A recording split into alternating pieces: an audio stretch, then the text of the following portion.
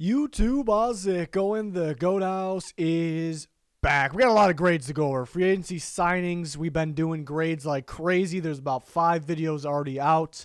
The players in those videos are included in the description if you're kind of trying to look for certain player. But yeah, we got a lot of signings to grade in this one. A lot of signings happened over the last couple of days. There's definitely more going to go down. It's a little quiet out there at this time. I think we're a little spoiled, expecting something every second, but it did quiet down after the Watson news. But again, a lot of signings to grade. We got breaking news, rumors, thoughts, answering questions with you guys there on Twitter, so check that out at Good House NFL. Like, subscribe to notifications on full NFL coverage here. Gonna have to update a mock draft again because the Deshaun Watson trade, obviously. So a lot to get to here. Here's our Twitter. Just a lot of updates. Again, link down below at Good House NFL. So the first one, Allen Robinson, the signing was a couple days ago. A little surprising that Allen Robinson, with all of those teams that need a receiver, that Allen Robinson went to the Rams, a team that was pretty loaded at receiver but does have some free agents. So it gets a 3-year, $46.5 million, $15.5 million per year.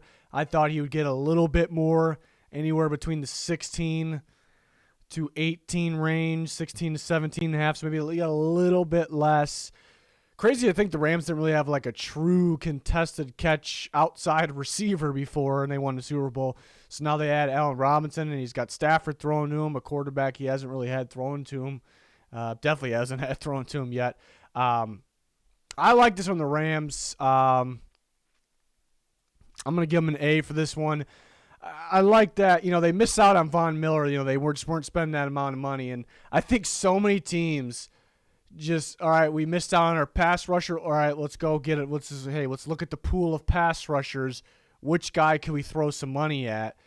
It's not necessarily how you should handle it. If there's a very, very good replacement, in terms of fit and talent, then sure. The Rams go and, hey, the name of the game today's era is offense. Let's go make this even more of a high-powered offense right now. Let's go get even better. We're good at receiver. We're not satisfied. Let's go get better there. Let's go add another element to this passing game.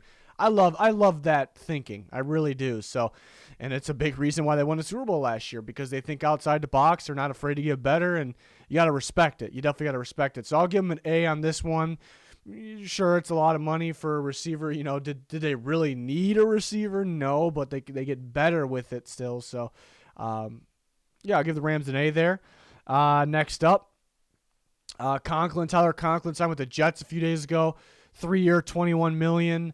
$7 million per year. Tight end market's super weird right now, because you got a couple guys that got tagged for a pretty good price, and then you had a couple guys, getting a little bit under the tag, and then there's some guys out there getting really cheap deals. It's pretty random. It's pretty random right now.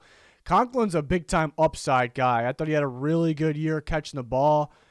For the Vikings, I thought he's an underrated blocker. The Jets getting creative out there. They're trying to get as many weapons as they can. But, yeah, he's a sneaky good target catching the ball, obviously, as a tight end. It feels like he has a ton of upside, too.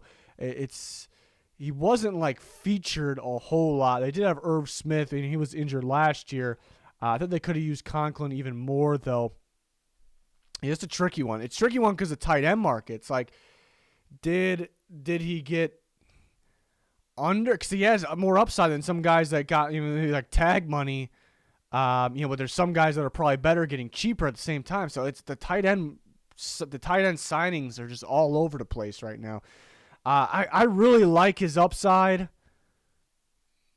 They had Uzomah, which is kind of a similar style tight end. That's the thing there. I'm gonna give it a B+. I think it's good money. I think it's right around where he should have got. I think he has potential in that type of offense to play better than what he's getting paid. And again, with the upside, so that's kind of why I like it. They had Uzomah, who's kind of the similar style tight end.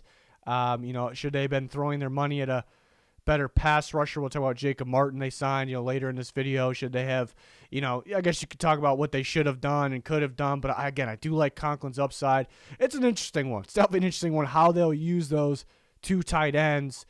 mixed in with the receivers that they have, and I think they want to add another one as well. So I'm intrigued with the Jets. What I like that they're doing is, I talk about with the Rams, there's teams I talk about on Twitter all the time. I talk about it all the time. There's teams that, why kind of the same teams stay not so good or can't get great, and the other teams continue to be great, and the teams that win the Super Bowl, it's because those teams want to go out and make unique moves and get better, and they try to get better. They're never satisfied, and the Jets have been in that other category. But I think they're kind of getting in the right category here. I mean, it's pretty obvious. So they bring in a staff last year. They bring in a staff that knows what a winning team looks like. They know talent, and they're now right now they're going out and getting better. They're getting a collection of talent. They're doing some unique things. So overall, I like what the Jets are doing. I think they're finally heading in the right direction. It's an interesting signing. Next up, we got the Falcons signing Casey Hayward, another one that happened a couple days ago. I think we're going across the last 3 days, maybe 2 days, 3 days. Casey Hayward, 2-year, $11 million, $5.5 million per year. Yeah, it's kind of a bigger name guy than what he gets paid every year. I talk about it all the time. That's because he's kind of been strictly a cover 3 corner, and there's a lot of teams kind of going towards running man and a mixture of different zone coverages. So it makes sense on why he's kind of cheaper, because there's a lot. I mean, there is a lot of teams out there that probably wouldn't even sign him for dirt cheap, even though he's very talented. But that kind of is sounding like Falcons might be running some more cover 3 this year. So it's looking like it's going to be a fit. $5.5 million per year. It's about around, even though he's a bigger name, that's actually right around where he should get, because again, there's only a handful.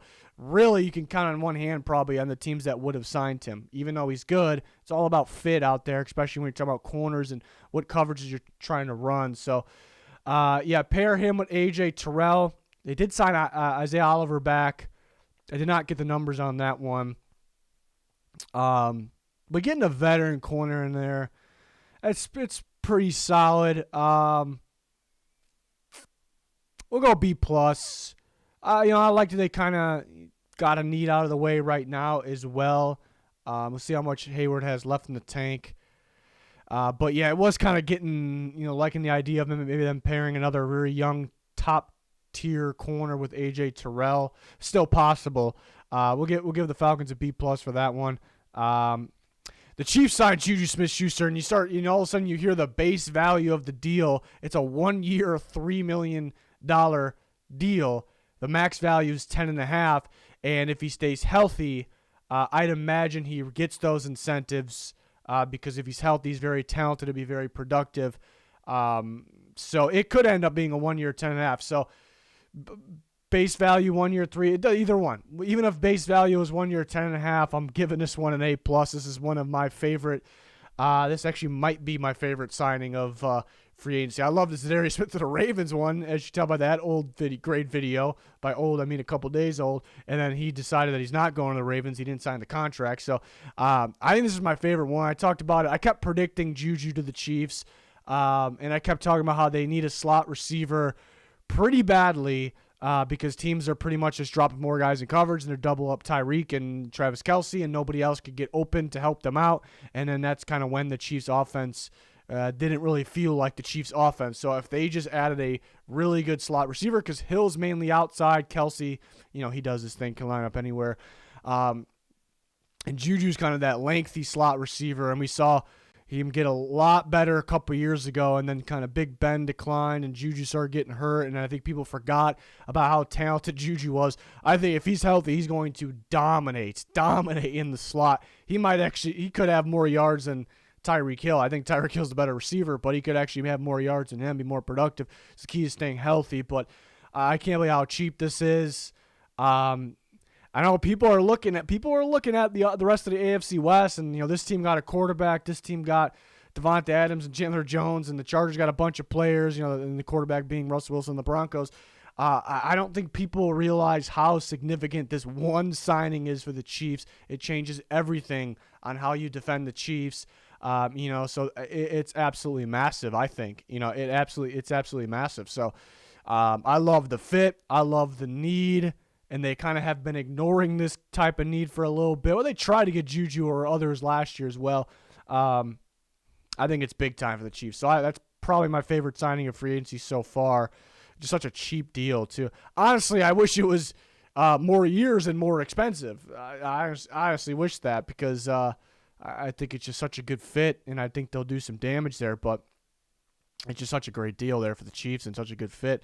Titans got Austin Hooper. Talk about the tight end market. Austin Hooper gets released, and he's been maybe a little underwhelming. I thought he started picking up last year, but based on his contract, which was over $12 million, but he gets released, and he's immediately maybe the best tight end available in free agency. I think the best ones that were available were guys that weren't available. They got tagged, just a couple guys, not even the other Browns guy. I think Hooper's better than Njoku. And then the Titans badly need a tight end looking at last year, and they get a guy that fits here for only $6 million. So he gets, I think it's a pretty good deal for some of these other tight ends getting $7-8 million. But then you look at a guy like Hooper, who he's better than the other guys, and he's getting even less. So it's kind of the tight end market's all over the place there. Again, I really love the fit. It just kind of feels like, the kind of not no name, but small name tight ends the Titans been dealing with recently. But he's kind of like their style, but just a lot better as well. I like this deal for the Titans, another A+ here. So this is exactly what they needed. They were fortunate that the Browns didn't hold on for Hooper, and then he got released, and they picked him up. I think it's a really good deal. I mean, it's more than half, or less, obviously, than his last contract too, which is pretty wild. So, like that for the Titans, it's exactly what they needed there.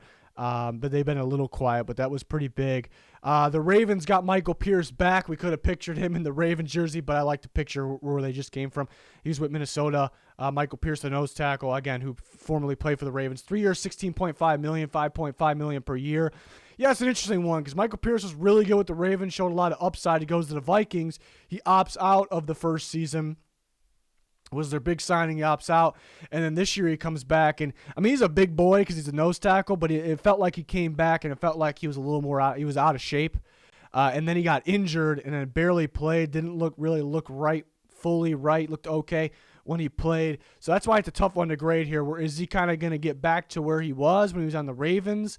$5.5 million per year is definitely very good value, definitely worth it. It is 3 years though. I was a little surprised by the 3 years because what if every contract has an out pretty much at some point. And that's something new this year that the fans are kind of getting carried away with. Like they're trying to change the contract of every contract pretty much has an out, a potential out at some point. So it's an interesting one. We'll see where Michael Pierce is at, with his health. $5.5 million per year is pretty good though. And we know he fits the Ravens.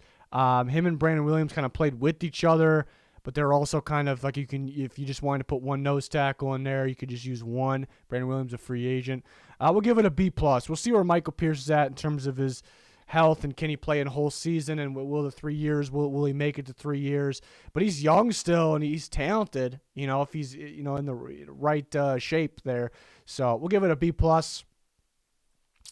Yes, the Bucks. We're gonna talk about Chris Godwin and Davante Adams here because technically they were free agents. They got franchise tag, but the teams that got them removed the franchise tag and created a new deal. So these were free agents. Chris Godwin, 3 years, $60 million. It's $20 million per year. It's the same exact contract as Mike Williams. To me, he is a bit more valuable than Mike Williams. I think it's an A+ deal here. The $20 million per year. I thought Chris Godwin had some leverage too because he got the tag. And then that was a little bit under $12 million. So why did he have the leverage there? He didn't want to play on that, but it's because the Bucks they really needed to clear space. Brady coming back, trading for Shaq Mason, signing Carlton Davis back, all these guys back, and trying to sign more guys back. So they wanted to get him because the franchise tag, the cap hit was that full price. If you sign a guy long term, like a 3-year deal, $20 million per year, you can spread that $20 million, or you can spread that money out. So the cap hit's cheaper now, which the Buccaneers needed. So really, Godwin could have sat there and said, "Hey, I want $23 million or 22, 24, whatever." And the Buccaneers, may at the end of the day may have had to kind of get there, because they couldn't afford to have that 19 point whatever cap hit this year, but Godwin just still takes right around that price range and $20 million per year, and it's not even like it's a 1 or 2 year deal either, So I guess the Brady effect, and just wanted to stick in Tampa. So that's just an incredible deal for the Tampa Bay Buccaneers. That's an A+. Davante Adams, we talked about the trade. We have a video on the trade grade Raiders well on that one. Because they get arguably the best receiver in football, and they had to give him a big deal here. 5 years, $141 million, 141 point whatever, end up coming out to $28.25 million per year. If you look at the contract, the way it's laid out, it's a lot less than that per year early, and then it's a lot more than that. Well, not a lot, but more than that later on the deal. And that brings up, it seems like a new thing this year with fans, like they're trying to change what the actual deal is. Well, the deal is 5 year, $141 million. There's a potential out after 3 years or so where during that time they're paying less. Almost every contract these days have it, but this is the actual deal. And it's Davante Adams. I think you should be hoping for him to be there for 5 years. So it's a 5 year, $141 million deal, which is pretty damn expensive, but I mean, he's worth a lot of money because he's maybe the best in football. He has the experience with Derek Carr. Maybe it's a little bit more than I would have expected. You're trading a first and a second, and then you're dishing out this money. You do get one of the best in football. I mean, maybe the best, probably. And then I know there's some young guys coming for him, probably. But, I just can't wait to see him play with Derek Carr. It's a tough one to grade because it's the best in football, so he's got to get paid like it. It's a little more than I thought. Again, the earlier years are structured pretty well. We'll give it an A-. Pretty pricey. We'll keep it in the A range, though, because, again, you got the best football. It's good to see him with Derek Carr. It should open things up for this offense. We're just kind of grading the contract here because we're not really grading him. They didn't sign him from free agency technically, so that's a tricky one because they traded for him. We grade that separately. That is on the channel. Next up, we got, this happened this morning, Dante Jackson.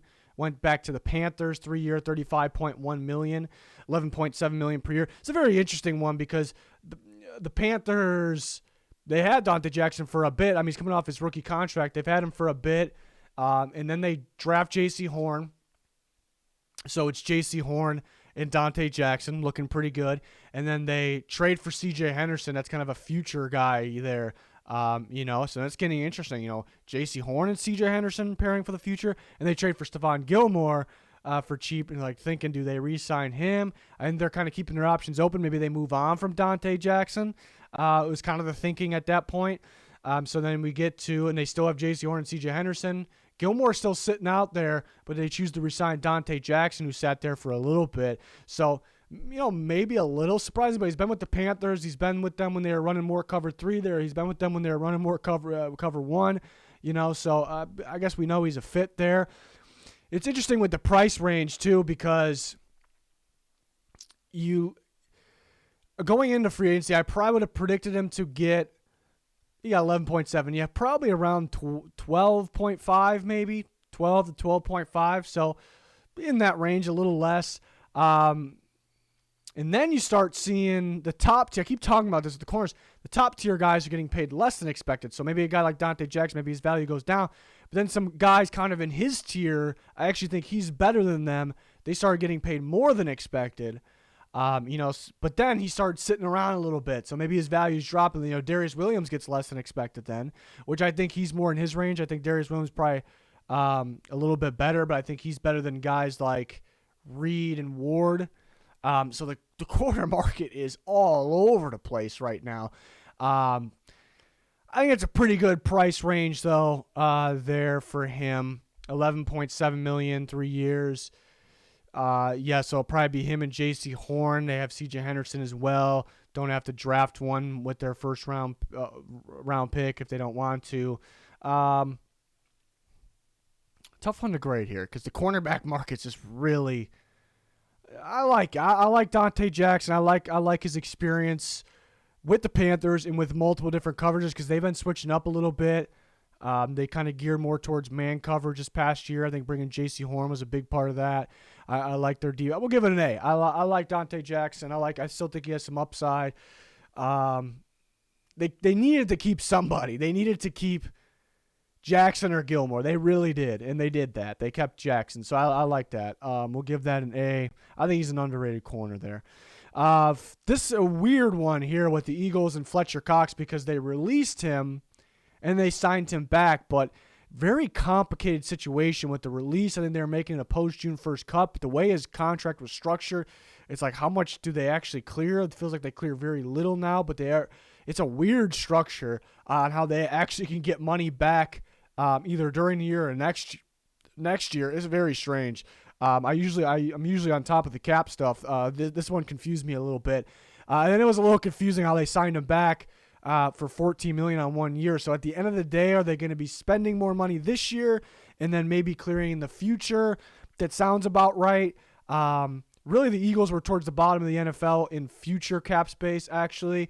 So maybe that helped overall. I was surprised by the $14 million, though, because he's declining a little bit. He's still very solid. The $14 million is a lot, though. That's kind of top tier money for, well, not top tier, but kind of the next tier, I guess, for the interior defensive linemen. Because the top tier guys, which there's only a couple, maybe 3 or 4, that get ridiculous money.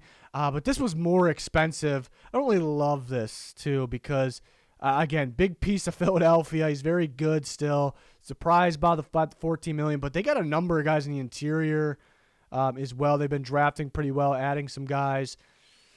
I don't really love it. It's not that I hate it. I was surprised by the $14 million. It's just a very confusing situation with what they're doing there. I'm going to give this a B-. It's hard to see Fletcher Cox not in Philly. They want their leader there, and that's good. I was, again, surprised by the $14 million here. And between, Reddick's probably backloaded, I'm guessing. I didn't see the structure of that yet. I'm sure it's out. But they do need to save a lot of money for the draft because they have 3 first-round picks. So this is kind of getting them a little tight, for this year perhaps. Maybe this is max value too. Some of these, the base value doesn't come out right away. So it is a little tricky there. I was surprised by the 14. This was a little bit ago. Cordarrelle Patterson, or a couple hours ago. Cordarrelle Patterson back to the Falcons, 2-year, $10.5 million. $5.25 million, less than expected. Phenomenal year with the Falcons. He tweeted out a little bit ago something about F the money than something else. So it's maybe he's taking a discount to go back to the Falcons. It sure sounds like it. It's just a hell of a deal. It feels like he's getting paid more like a running back, but he's both a running back and a receiver. It's a hell of a deal. He fit so well with the Falcons last year. It's a steal. It's a steal there, and we know he's a fit. Fits better there than anywhere that he's been, really. So that's an A+. Love that one. And then we have 2 pages of signings to go over here. And there's more signings. Especially the Panthers. As soon as they were out on Deshaun Watson, they signed a load of guys. And they signed Bradley Bozeman, which I like. I have not seen the numbers on that yet. I'm probably going to like it. And they signed Matt Ioannidis as well, which I'm probably going to like that. I'm just waiting to see the numbers. Maybe they came out while I was talking. They signed Rashad Higgins. It's a very cheap deal. Been a little inconsistent, but it's a very cheap deal. I'll give it an A. Damian Wilson. He's experienced in different schemes, playing inside and out. I like him with Shaq Thompson. 2-year deal, very cheap money. That's an A for me. They get the punter, Johnny Hecker. I think it's pretty good value. I'm not in love with the 3-year deal because he's kind of, he was the best punter in football, and he's still pretty good, but he was declining a little bit, part of why he was cut. So surprised by the 3-year, but I still like Hecker. I still think he's good. It's pretty decent value, so give it a B.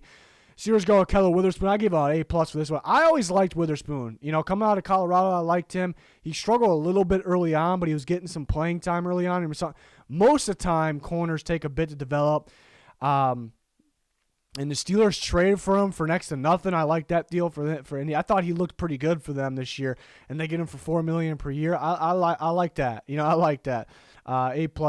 Gunnar Olszewski from the Patriots, obviously just a returner. Gave it a B. A 4.2 over 2 years. It's cheap, but just for kind of a guy that's going to be a special teamer here, and that's really it. I don't really see him playing any receiver or anything like that. So it's an all right deal. Bears made quite a few signings here. They signed Equinemius St. Brown too. I didn't see the numbers on that. That's more of the depth. I don't see, will we see much of him? I don't love the Byron Pringle. This might be max value. I'm still looking for the base. Maybe it was been out. There's a lot of signings I'm going over. 1 year, $6 million. I don't really love that. Did they really need a bunch? Because they signed Pringle and St. Brown like within an hour of each other. They signed 2 receivers, but still needed a receiver 1. They kind of had some depth guys And Pringle, kind of just a speed guy. He couldn't even really, the Chiefs, the guys, Kelsey and Hill getting doubled up, and other guys couldn't help out to get open, So it just feels like a depth guy, but it sounds like they may use him a bit. Feel like the Bears are kind of like what the Texans have been doing last year and this year, kind of just getting guys, bridge guys all over the place, for now. So maybe the Bears are just in the stage 1 of the rebuild mode. So I didn't really love that one. And the Justin Jones one, he's a decent player, 2-year, $12 million. I don't really have too much wrong with the $6 million price range, maybe more towards $5 million, but I really don't have a problem with that.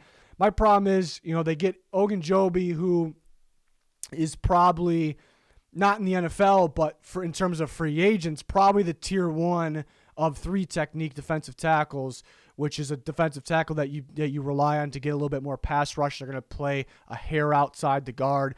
So not in the NFL tier 1, but in free agents, Ogunjobi's probably tier 1, and I really thought they overpaid for him. So him not passing the physical, whatever the hell happened, it might have been a little bit of a win because it didn't make a whole lot of sense, even though it was a very good player. I thought it was an overpay. But they had the tier 1 of free agents of 3 techniques, and I thought maybe they would, and we'll talk about a guy like Quinton Jefferson, Sheller Richardson. I thought they would kind of dip down in the tier 2 and grab a guy for cheaper. I think they kind of went down to the tier 3, close to those guys, to grab one. So that, does that make a whole lot of sense? I guess, they save some money. But the big thing here is Ogunjobi didn't pass his physical, and then you got a guy in Justin Jones who is yet to be able to finish a season in his career yet. So is he going to pass the physical? So it didn't make a whole lot of sense there. But one I did like from the Bears, are starting to get going. Al-Quadin Muhammad, I think an underrated defensive end. Played under Eberflus, that Colts staff, the defensive staff that the Bears brought in. $5 million per year is extremely cheap. Best case scenario, he's a key rotation guy, but he could start. He's young. He still has upside. He's got some good play. I think quite underrated.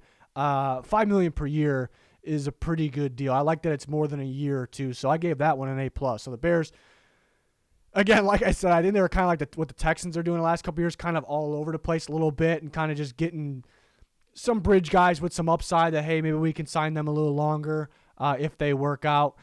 So I don't think the Bears are – it's kind of clear that they're not really – which could be a good thing too. They're not really like – we must win right now, which sometimes backfires on teams when they do that a little too early. But then the kind of downside is it does feel like they're pretty early in the rebuild, say maybe earlier than we thought they would be. The Patriots, a couple Patriots-type signings. Well, Bentley was already with the Patriots. 2-year, $9 million. It's not bad value. I just felt like they needed an upgrade the linebacker position. They trade for they trade for Mac Wilson, and then they go with Bentley. It's like, is this what they're going to roll with? So it's not super sexy, I guess, because they needed an upgrade there. But Bentley's been playing better for the Patriots. Ty Montgomery, it's kind of like a Patriots signing. They have a load of these running back. I guess he could play receiver as well. Wasn't 100% necessary, and I'm surprised by the 2-year deal, so it's kind of in the middle there. Bengals side, Hayden Hurst. Yeah, I graded this an A because of value. 1 year, $3.5 million. It's pretty good value. I think he'll be productive for them. The downside is you probably want to use him all back, and I heard they try to get Conklin. So maybe this isn't their first or second choice. So that's really the downside. Technically, maybe they got Hayden Hurst pretty solid, though. I like the value there, so I gave it an A. Bring back Eli Apple. It's kind of another one of those. I think the fans wanted to get better at the position. He gave up the game-winning touchdown in the Super Bowl, but he's played better with them this year. We know he fits. 1 year, $4 million. Give it a B+. You're sure best case they go out and get somebody better, which is available out there, and they do have money. So I am noticing they've been a little hesitant with their spending, too, unlike last year, which worked out for them. So that's interesting. I know there was some when I was making prediction, there was some Bengals fans that really thought they were getting more and better players. The offensive line, they've gotten a little better, but they maybe a little underwhelming to those types of fans. I thought they were going to do a lot more than what I predicted. I predicted them to do more what they were doing right now too. So, but still a lot of free agency left here, and a lot of free agents to grade still. Dolphins signed a couple guys. Raheem Mostert. We know he fits Mike McDaniel's system there. His scheme, pair him with Edmonds. I guess the downside of that, maybe they're taking carries away from each other, which those guys probably should be getting more carries than what they've been getting. Well, Mostert has been when he's been healthy. I think it's a pretty good deal. We know he fits. He's really good if he's healthy. Like he's worth more than that.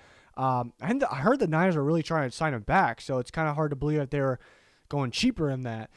Durham Smythe, 2-year, $8 million. Gave it an A- because he has been good with the Dolphins. Very good blocker. Really good pairing with Gesicki.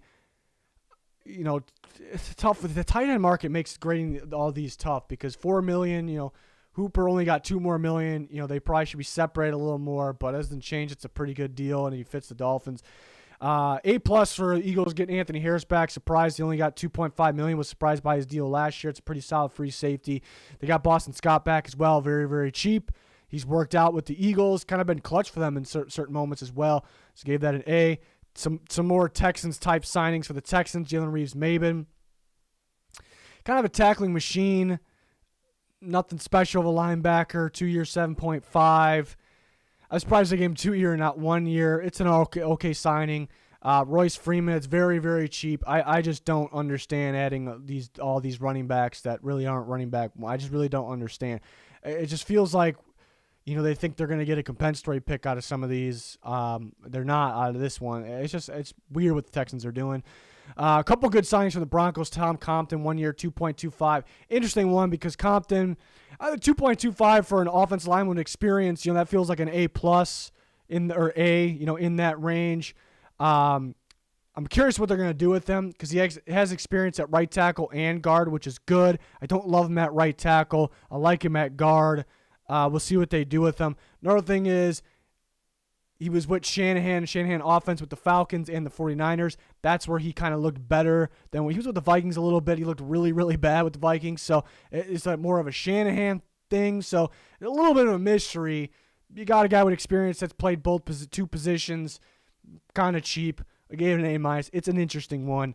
Broncos they also signed Alex Singleton. I gave this an A+. I mean, Alex Singleton's not saying much, but he's been the best linebacker for the Eagles. The Eagles have needed an upgrade. This is a guy that kind of gets the job done. He can fly around the field and make some tackles. He's not going to wow you, I guess, in any category. He's got experience starting, and he might end up being a depth guy for the Broncos. 1 year, 1.1 something, or maybe it's 1.1 on the dot. That's a pretty damn good deal, I think, there for the Broncos. So, we'll see if they get another linebacker too. 49ers signed George Odom, 3-year, $10.95.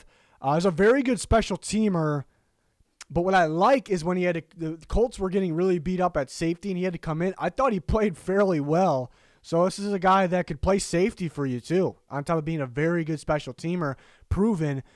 So it makes sense to kind of give a guy like this a 3-year deal because, like I said, he's a proven special teamer and he can come in and play safety for you if you need him to too. So it's kind of a good guy to have on your team. Cowboys signed Leighton Vander Esch, who got 3 year. I believe that's the max. I didn't see the base. A lot of Cowboys deals. I'm still waiting on the numbers. 2 that came out. They signed James Washington, which I'm a James Washington fan. I think he's very underrated. I don't know. We got to wait for the details because that plays a big part in my grade. I'm probably going to love that one. Dante Fowler Jr., I'm probably not going to love that one. I'm not going to hate it, but I'm probably not because it's like you cleared all this money and you missed out on Gregory, and were you trying to sign Zadarius Smith? I guess they still could, but then you go with kind of the lower tier options. Well, Fowler's got some decent experience. I think he can play a little better when playing with a guy like Micah Parsons. We'll see the details. That's for a different video. But Vander Esch, give that an A.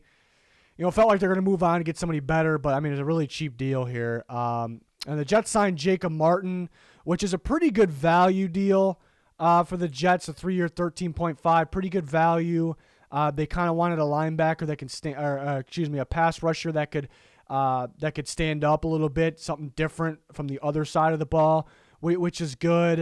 He's a little on the underrated side too. I don't know if I love the 3-year deal. I thought they were going to go a little better. I think they were trying to get a guy like Uchenna Nwosu for that role, but it was clear they didn't want to spend a lot. And that kind of made sense in a way because there's actually a lot of those types of pass rushers in the draft, this loaded draft class, and they have a load of picks. So it's like they're going to get one.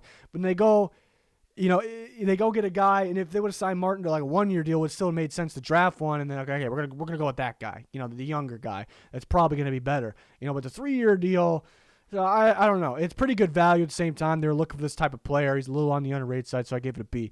Commander signed Andrew Norwell. I'll give this one an A+. He's declining a little bit, but he's got some really good play under his belt, really good experience. They needed a guard. They lost Scherf, and they cut Flowers.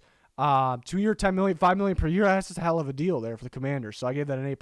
Raiders signed Anthony Averett. I like Averett's upside. 1 year, 4.5. I like Averett. You know, I guess there's some other corners that might be viewed as better that are getting cheaper, but it don't matter to me. I think he played a lot this year for the Ravens, which he wasn't supposed to, and he got beat sometimes. The Ravens play a lot of man coverage with their safeties in the box, so they got no help over the top. You know, so it's really, really hard to play corner for the Ravens in that system. I guess the downside of, you know, it being an upside signing is they didn't really sign it like that because it's a 1-year deal.